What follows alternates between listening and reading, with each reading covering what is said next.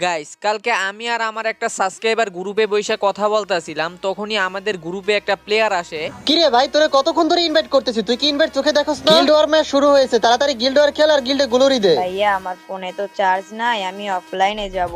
আমি ভাই এত কিছু জানি না, হয়তো গিল্ড ওয়ার খেলবি, না হলে গিল্ড থেকে লাথি মেরে বাইর করে দিব। আরে ভাই আজব তো, ও তো বলতাছে ওর ফোনে চার্জ নাই, ওরে ডিস্টার্ব কেন করতাছো? কিরে তুই কে? তুই এত কথা কইতেছিস কি লাইগা? তুই চুপ থাক। আরে ভাই বুঝলাম না, তুই তো দেখা যায় ভারী বেয়াদব। আর তোর গিল্ডের লিডার কে ডাকতো? আমার গিল্ড লিডারের মনে হয় আর কোনো কাজ নাই যে তোর গ্রুপে এত লোক কথা কইবো। আর আমার গিল্ডের লিডারে দেখলে তো তুই বিগ ফ্যান বলবি। কি বললি তুই? আমি তোর গিল্ডের লিডার রে বিগ ফ্যান বলবো? ডাক তুই তোর গিল্ডের লিডার। আচ্ছা ঠিক আছে, দাঁড়া ডাকতেছি।